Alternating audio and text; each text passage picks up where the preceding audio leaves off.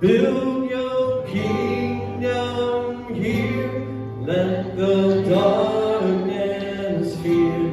Show your mighty hand. Heal our streets and land. Set your church on fire. Win this nation back. Change the atmosphere. Build your kingdom here. We pray.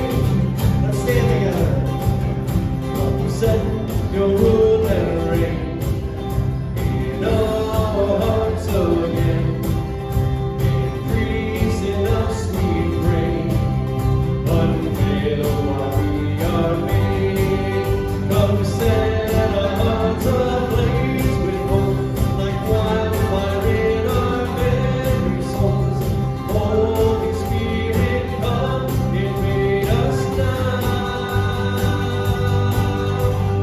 We are your church. We need your power in us. We seek your kingdom first. We hunger and we thirst. Refuse to waste our lives for your joy and prize. To see the captives' hearts released, to hear the sick of poor and peace. We lay down our lives for heaven's call. On your church, we pray revive this earth. Build your kingdom here. Let the darkness fear. Show your mighty hand. Heal our streets and land. Set your church on fire. Win this nation back. Change the atmosphere. Build your kingdom here. We pray. Unleash your kingdom's power. Reaching the near and far. No force of hell can stop your beauty changing hearts. You made us so much more than this. Awake the kingdom seed in us. Fill us with your strength and love of Christ. We are your church, and we are the hope on earth. Build your kingdom here. Let your darkness fear. Show your mighty hand. Heal our streets and land. Set your church on fire. Win this nation back.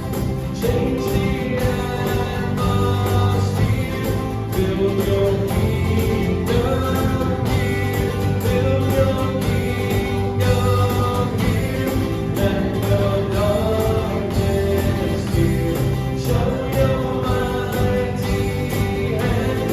Heal our streets and land. Set your church on fire. Win this nation back. Change the atmosphere. Build your kingdom here. We pray. Amen. Amen. I hope that's your word this morning. Amen. You may be seated.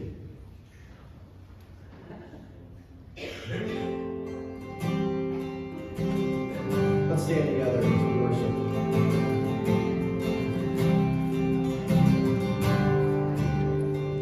Count on one thing. The same God that never fails will not fail me now.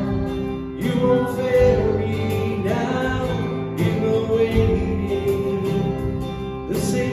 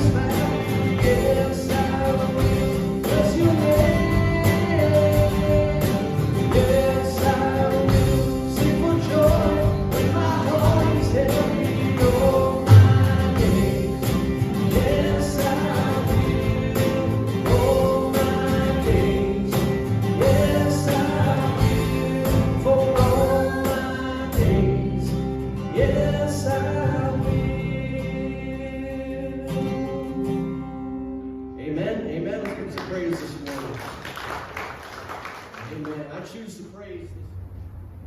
This is my friend Keith. I went to college with Keith.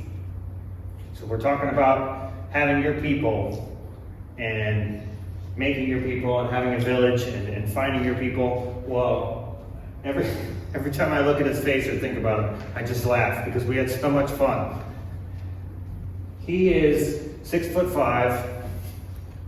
I am 5'7", and we were best friends all through college. It's as funny as it sounds every time we were next to each other.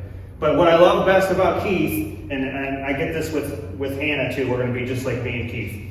We could be sitting anywhere at any time, and if one of us went like this, it meant, are you hungry? I'm hungry. Are you hungry? We should go get something to eat. And that's all it was. You could be doing anything. You could be in the middle of a school project. You could be washing your clothes or whatever. And if the other person went, then that meant we were getting something to eat. And the great thing about a college buddy is first of all, we're poor. Whoever happened to have a little bit of money, that's who was buying. We didn't keep tabs. It didn't matter if he paid the last 2 times and then I didn't pay any. It just whoever had money, we went and we're like, I think I got $20 in my account. Let me go to the ATM machine. Let's see. And we would go get food. And now, even when we didn't have gas money, we lived within walking distance to a Rowley's and to a Papa John's. And back then was when Papa John's was new. And if you bought a large pizza, you got a large pizza free. Well, let me just tell you, we can each eat one of them things. But that's my friend Keith. That's what I think of when I think of Keith. I think of those memories. And then you know how, and then this isn't making fun of it, everybody comes in all different shapes and sizes, and usually you have a skinny person, and then you have a person that's not as skinny, and you say if you stand next to each other, you get the number 10. Well, we got like this weird, very weird looking number 11, because I think he weighed about the same thing as I did, and I didn't weigh anything. And so we had this very long one and another one, so we used to joke that we were the number 11 standing next to each other, but it wasn't a regular number 11, it was like a weird, awkward number 11. The things he would do for me and the things I would do for him. One of my favorite memories is I majored in music in college, and one of the years I was there, I gave a recital. And this recital happened to be the day before Easter. And when you're doing a recital, you got to have about an hour's worth of music, and so your face kind of gets tired, and so you have an intermission. Well, I got him, I don't know how I did it, I'm pretty sure I didn't even twist his arm. During intermission, while I was back there resting and the crowd's just sitting there waiting, I got him to put on this giant pink bunny costume and walk out on the stage and amongst the people with a basket and hand eggs, Easter eggs to people. Not only was it ridiculous, it was about 5 sizes too small for him too, because he's 6'5". So it came like up to here, came down to here, and he had this thing and he was going, hey guys, here's the man. I didn't even have to twist his arm to do that, because that's just the kind of fun we had. This is my friend Keith. That's why it makes me smile every time I think of it. Oh, he got me back. He said, our other roommate, Ernie, this is what's funny, I lived with like a guy that was 6'5", a guy that was 6'4", and then there was me, 5'7", and then a little Filipino guy who was about 5'2". So we had like this extreme and this extreme. But we found out that our friend Ernie got a video camera. And it wasn't, you didn't have phones, nobody had cell phones or anything. It was a real one that you put the little tape in and you do, and it wasn't even easy to get on a computer. It's lost to this day, which makes me sick to my stomach. Because we made a documentary, which nobody would want to watch, by the way. But we had fun making it. And he's like, well, I was the bunny in your recital, you're gonna have to do me a favor. And back then, if you watched TV, there was this commercial for, I think it was Snickers, and they're painting the end zone for the Kansas City Chiefs. Some guys might remember this. And the guy's painting it, and you must be hungry that day or something. And you get done, and there's a big football player standing there eating a Snickers or whatever, and he gets done, and he's like, oh, that's great, but who are the chefs? Because it was the Chiefs, and they forgot the I and whatever, and like, are you hungry? You should have a Snickers when you're hungry. But ever since that day, we came up with this character called, because he goes, Great Googly Moogly, is all he said after he found out he did that. And so we had this character called the Great Googly Moogly. Unfortunately, it was me dressed in bib overalls with nothing underneath but underwear and this winter hat. Well, let me just tell you all the things we did on campus at the University of Akron. We would do random things. Nobody on campus would know what we were doing. and one person would kind of have this video camera hiding in kind of corner, and they would tell me what to do in the Great Googly Moogly costume. It was going, yelling at a statue because it offended me. It was they driving their car, and nobody knew that I knew them, and I would run across and flip across the front of their car and go across the lawn. I would go up to random strangers and recite poetry. It didn't matter. But he didn't have to twist my arm to do it, because that's Keith. That's just the kind of things we do together. That's the kind of memories I have. Those are the kind of memories you want, right? Not boring ones. Not, yeah, we were sitting doing homework together, you know. But that's the kind of memories we have. And then the last one I have, that truly the only thing you could do with a best friend, is we went from Ohio to New York, because he lived in New York, and we went skiing once. Only as we get ready to leave and we're going to take my car wouldn't start.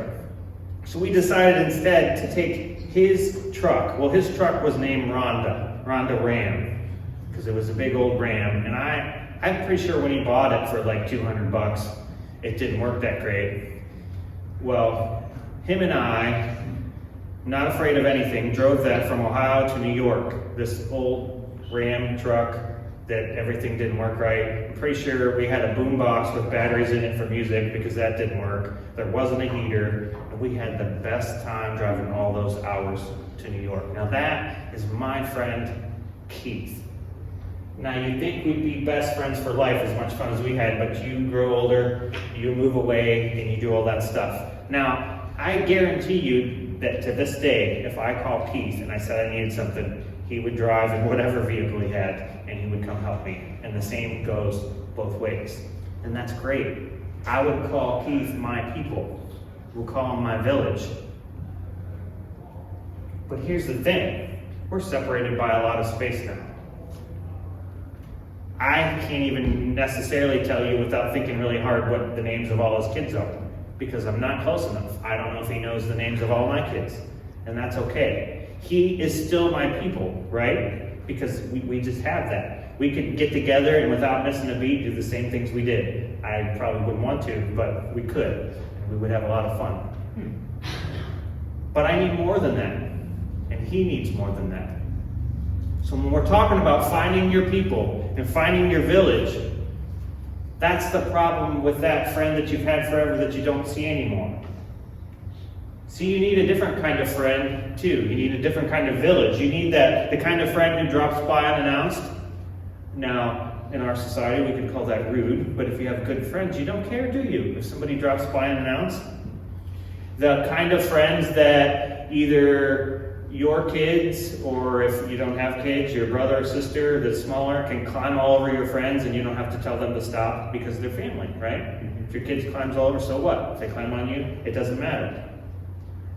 They can invite themselves on your family vacation and no one bats an eye. That's what kind of friends we're talking about. And you can do the same back. No one's offended. You're allowed to say no too. You're like, that's too much for this vacation. It's all right, but you're allowed to invite yourself. It just is. That's your people. They share your struggles. They share your joys.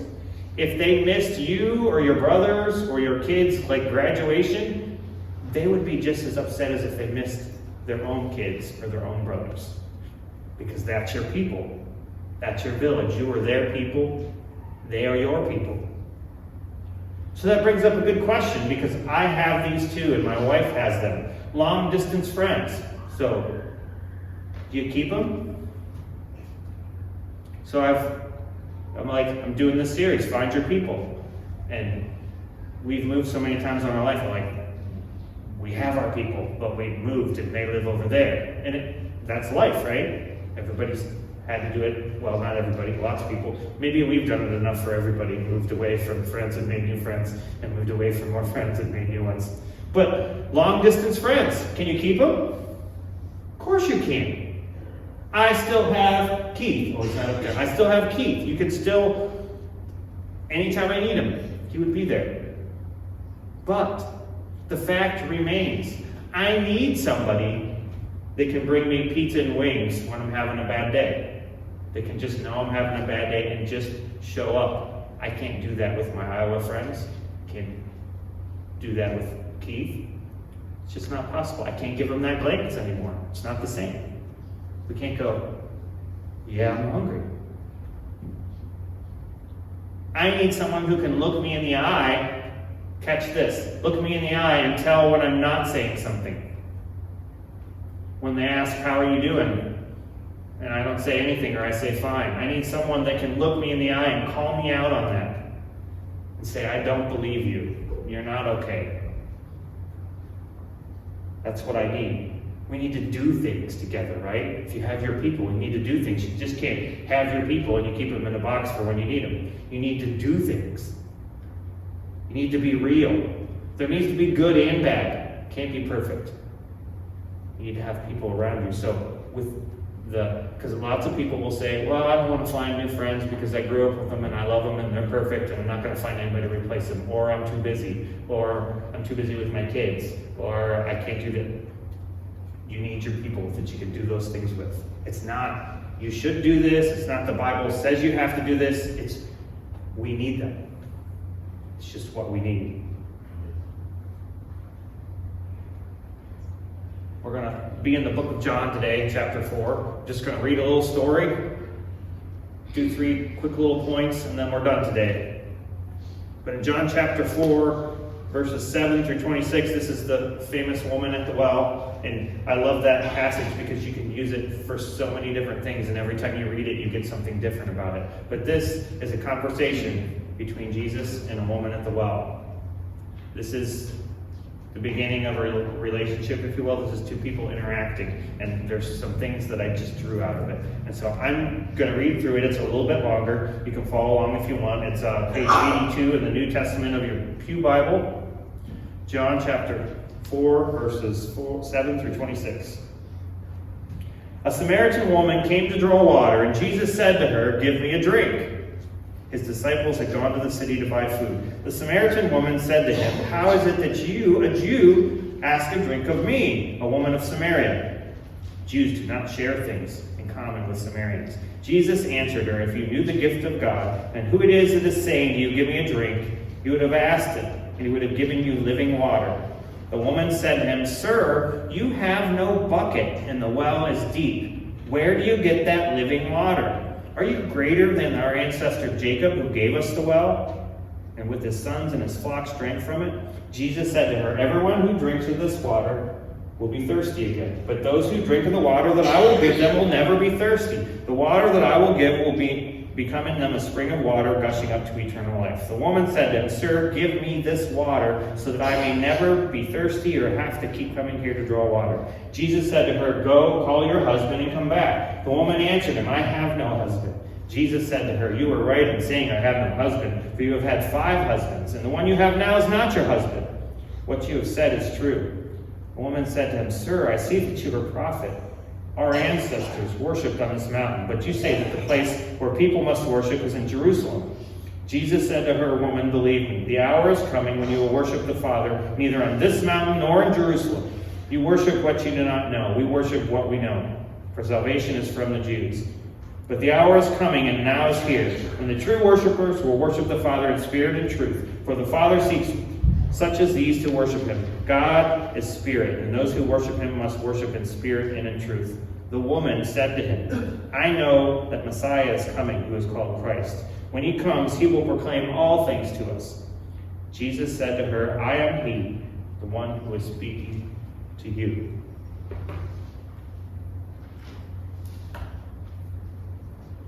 Now, people have pointed out all kinds of things for this, and it's so rich with things that are happening. But the first thing I take from this, here's this woman here who meets with Jesus, is put yourself out there. You want to find friends, you have to put yourself out there. You can't hide by yourself and wish for friends, hope for friends. You can pray for friends, but I don't think they're just going to come knock on your door, whatever. You have to put yourself out there. Here's this woman. She's from a culture that did not get along at all with the culture that Jesus was from.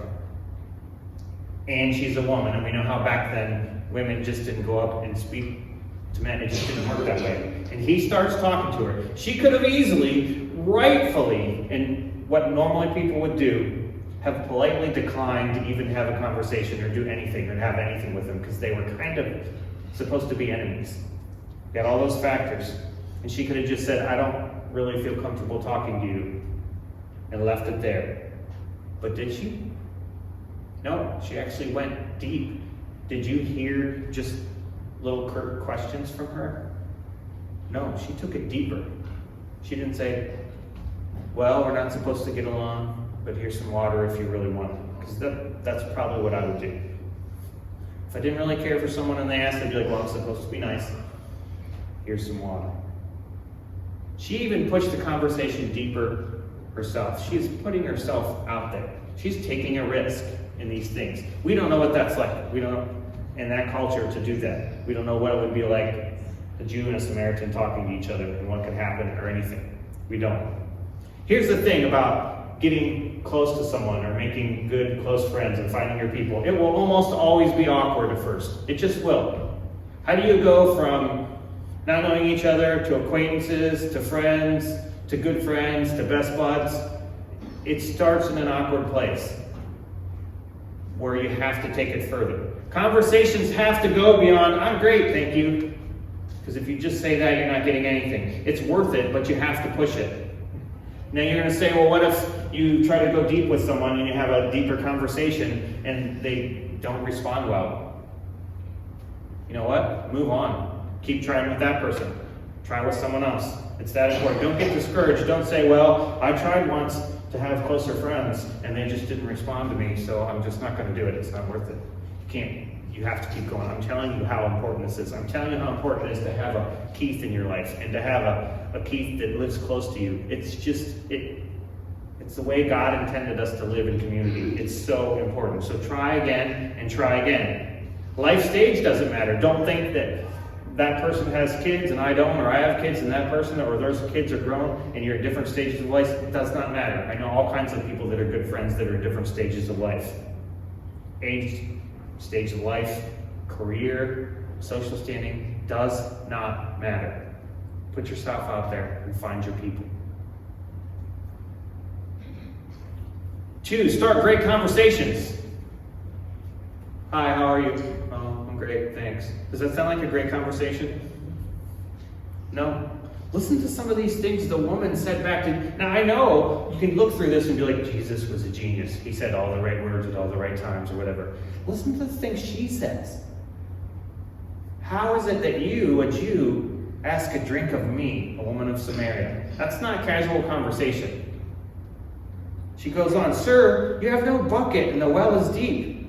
Where do you get that living water? Are you greater than our ancestor Jacob, who gave us the well and with his sons and his flocks drank from it?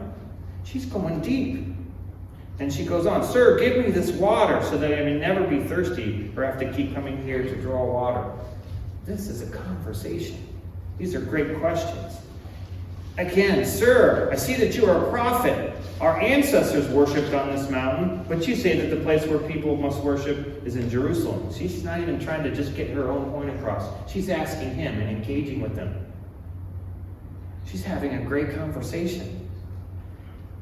Even then, she still doesn't get it and says, well, this is a great conversation, but I know the Messiah is coming, who is called Christ. When he comes, he will proclaim all things to us.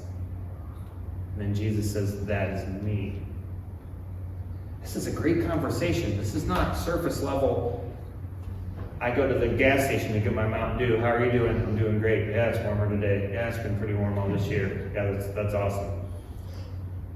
I'm sorry, that's not a great conversation. Now, you have to start there, right? You can't meet a stranger and dive right in.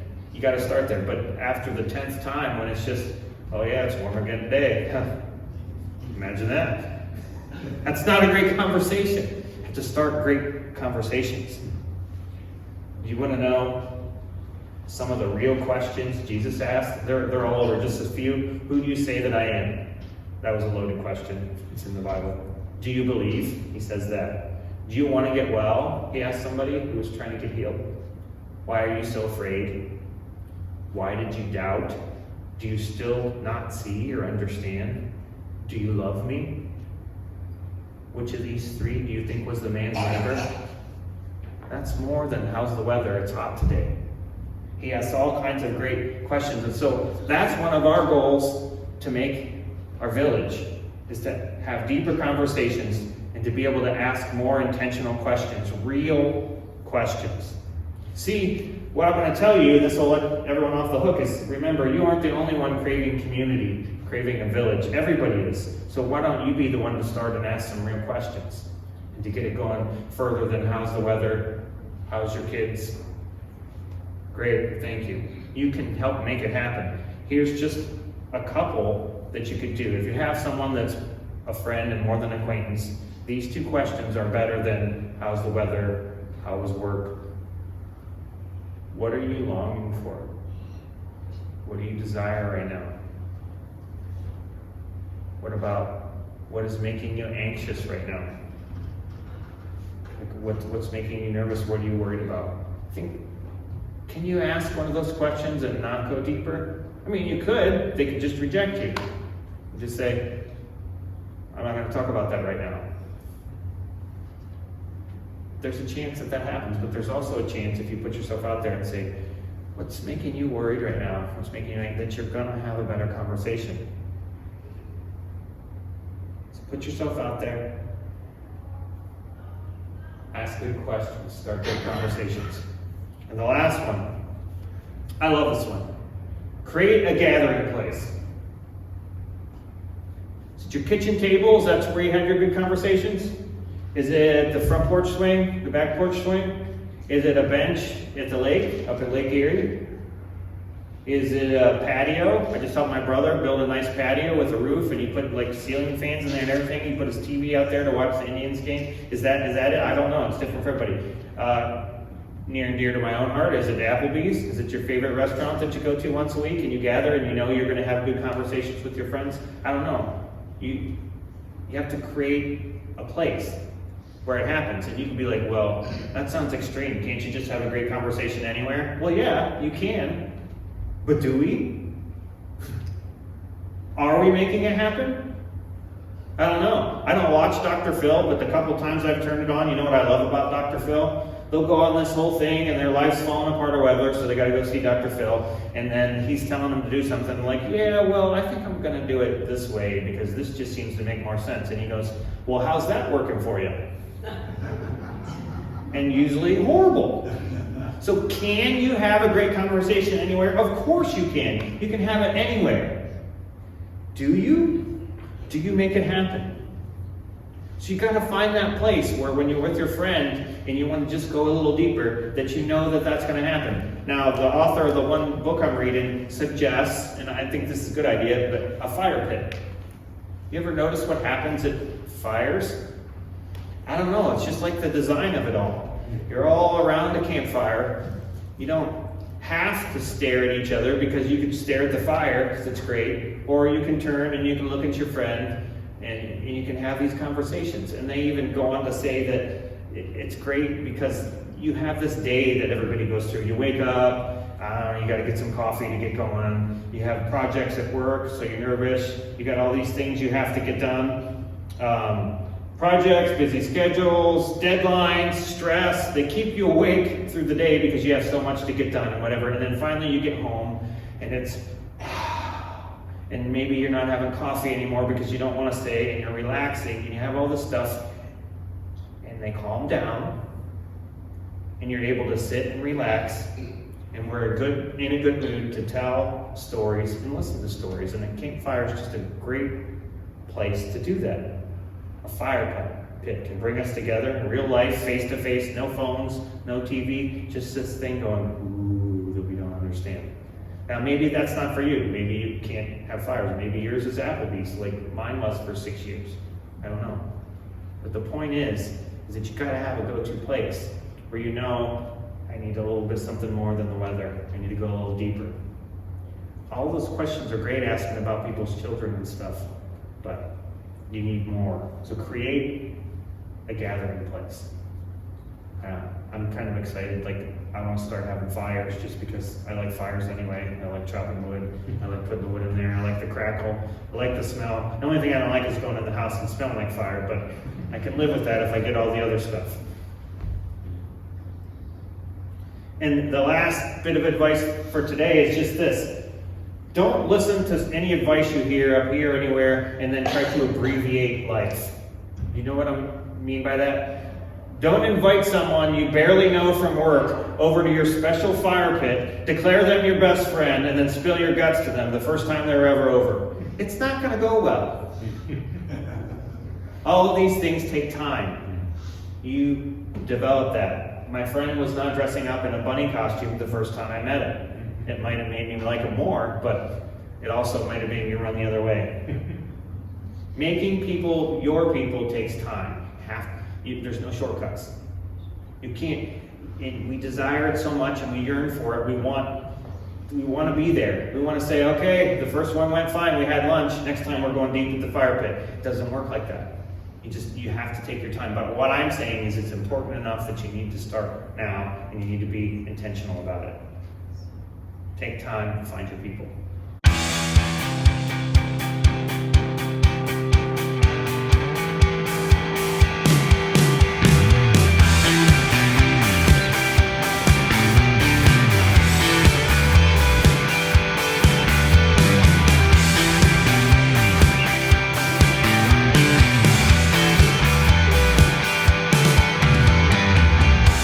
I've always aimed higher, don't let me off the hook. We wrote a chapter, haven't finished the book. The high road's the hard one, but doesn't it